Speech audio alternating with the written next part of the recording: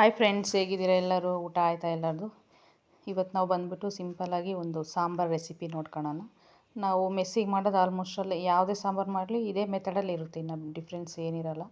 ಒಂದು ಕುಕ್ಕರ್ಗೆ ಬೇಳೆ ಹಾಕಿದೆ, 1 kg ಅಷ್ಟು, ಹತ್ತತ್ರ 1 kg, 2 ವಿಜಲ್ ಹಾಕ್ಸ್ಕೊಂಡೆ.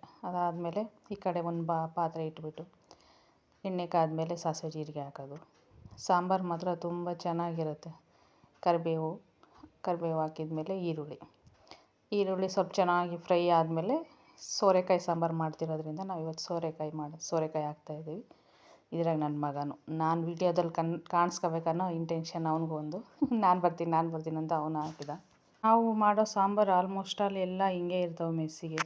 ಹೀರೆಕಾಯಿ ಯಾವುದಾದ್ರೂ ಆಗಲಿ, ಮೂಲಂಗಿ ಸಾಂಬಾರು, ತರಕಾರಿ ಸಾಂಬಾರು ಯಾವುದಾದ್ರೂ ಆಲ್ಮೋಸ್ಟಲ್ಲಿ ಇದೇ ಪ್ರೊಸೆಸ್ಸೇ ಎಲ್ಲ, ಇನ್ನೂ ಏನೂ ಇರೋದಿಲ್ಲ.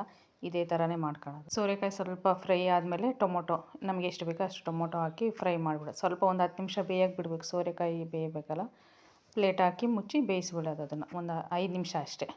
ಅದಾದಮೇಲೆ ಮತ್ತೆ ಸ್ವಲ್ಪ ರುಚಿಗೆ ಎಷ್ಟು ಬೇಕೋ ಅಷ್ಟು ಉಪ್ಪು ಹಾಕ್ಕೊಂಡು ಅರಿಶಿನ ಪುಡಿ ಹಾಕಿ, ಉಪ್ಪೆಲ್ಲ ಹಿಡಿಬೇಕಲ್ಲ, ಹಂಗಾಗಿ ಸ್ವಲ್ಪ ಮತ್ತೆ ಪ್ಲೇಟ್ ಹಾಕಿ ಮುಚ್ಚಿಟ್ಬಿಡ್ತೀವಿ. ಖಾರದ ಪುಡಿ ಹಾಕಲ್ಲ ಇವಾಗ, ಯಾಕಂದರೆ ಖಾರದ ಪುಡಿ ಹಾಕಿದರೆ ತಳ ಹಿಡಿದ್ಬಿಡುತ್ತೈತೆ, ಯಾವುದಾದ್ರೂ ಅಷ್ಟೇ.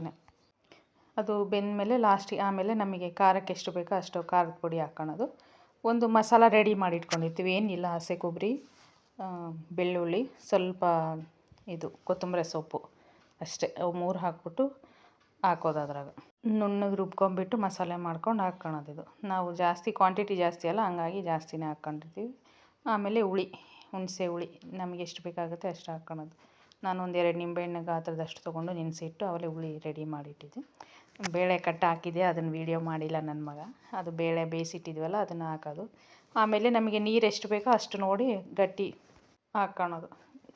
ದೊಡ್ಡ ಪ್ರಾಸೆಸ್ ಏನಿಲ್ಲ, ಇಷ್ಟೇ. ಇನ್ನು ಲಾಸ್ಟಿಗೆ ಸಾಂಬಾರು ಪುಡಿ, ಒಂಚೂರು ಬೆಲ್ಲ ಅಂತೂ ಮಸ್ಟ್ ಇಂಪಾರ್ಟೆಂಟು. ಓಕೆ ಫ್ರೆಂಡ್ಸ್, ಮನೇಲಿ ಮಾಡ್ಕೊಳ್ರಿ. ಬಾಯ್.